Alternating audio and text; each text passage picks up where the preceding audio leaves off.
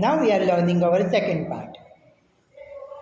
Two brothers named Harihara Raya and Bukka Raya, जो 1326 में उन्होंने विजयनगर एम्पायर के ऊपर तुंगभद्रा नदी के किनारे अपना राज्य विकास किया था. The town was initially known as Vijayanagara after the Guruswami Vidyaranya. Vidyaranya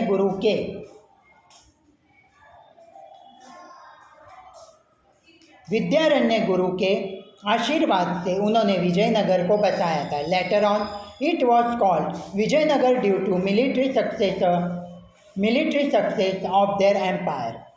Vijayanagar की आर्मी भी काफ़ी सक्सेस थी. Harihara Raya and Bukka Raya were the king of the Sangam dynasty.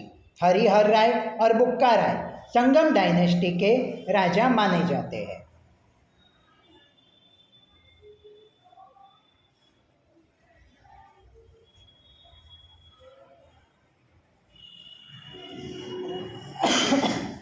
Vijayanagar empire was ruled by the Sangam dynasty.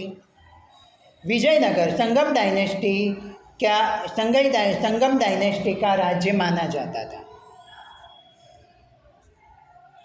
Saluwa and Tuluva dynasty and Aravidu dynasty. Harihara Raya first and Bukka Raya made an important contributions in twinning a small kingdom into an empire. Rule of the Saluva dynasty lasted for 20 years and then Taluva dynasty was established.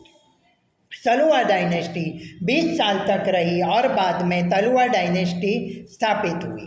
The great ruler like Krishnadeva Raya was born in Tuluva dynasty.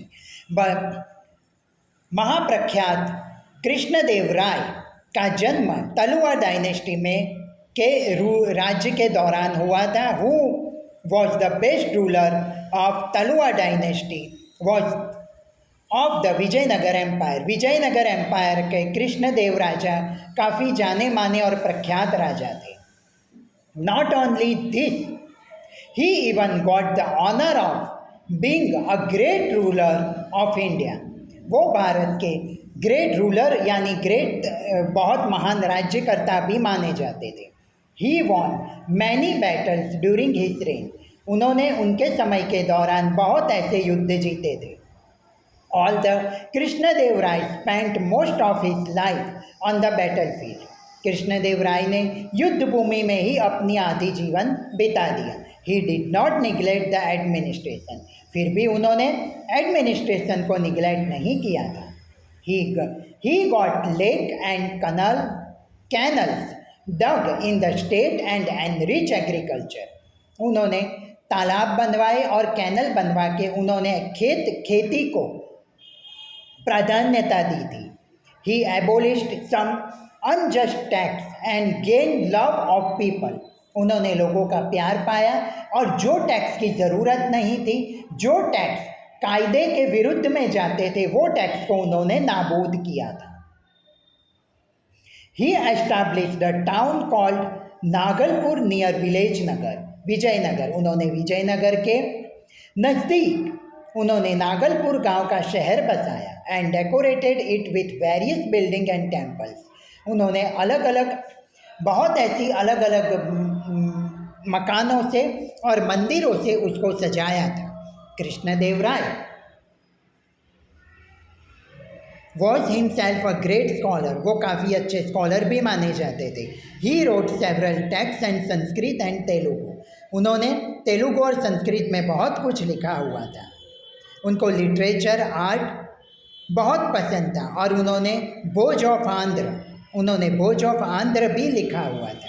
Krishnadeva राय की मृत्यु के बाद विजयनगर में अंदरूनी झगड़े बढ़ने लगे. वो अंदरूनी झगड़ों में मुस्लिम स्टेट्स ने फ़ायदा उठा के जनवरी 23, 1565 में उन्होंने विजयनगर को युद्ध में हरा के उसको कैप्चर कर लिया. बहामनी किंगडम जो 47 से लेके 1518 तक था।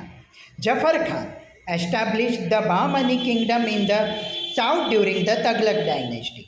तगलक डायनेस्टी का जफर खान जिसने बहामनी राज्य को स्थापित किया था। This kingdom influenced the politics of the south India for almost a century and a half. Jafar Khan, under the name of Alauddin Bahmansa, ruled independently. जहाँ जफर खान के अंडर में अलाउद्दीन बहामानसा ने इंडिपेंडेंटली राज्य किया था। He annexed several territories to his state and making Gulmarg the capital of newly independent state. उसने एक नए राज्य के दौर में उसने गुलमर्ग को कैपिटल बनाया था, राजधानी बनाया था। The reign of Ahmad Shah and Mohammad Shah third are significant in the Bahmani empire. Ahmad Shah और मोहम्मद शाह तीसरा वो भी बहामनी एम्पायर का उस राज्य का काफ़ी जाना माना माने जाते थे। Ahmad Shah moved his capital to Bidar from Gulmarg and built several buildings in Bidar. उन्होंने गुलमर्ग से बीडर को कैपिटल उन्होंने बीडर से गुलमर्ग को कैपिटल बनाया और बीडर में बहुत सारी ऐसी बिल्डिंग्स बनवाई। मोहम्मद गवान वॉज द वजीर ऑफ मोहम्मद शाह थर्ड। मोहम्मद गवान जो मोहम्मद शाह थर्ड का वजीर था, उसका एडमिनिस्ट्रेशन काफ़ी अच्छा था। Bahmani power strengthen during the reign of Mohammad Shah third. Mohammad Shah third तीसरे के समय के दौरान बहामनी पावर काफ़ी अच्छे से चल रहा था। उसके बाद महमूद शाह आया। महमूद शाह ने भी वजीर कासिम बिराद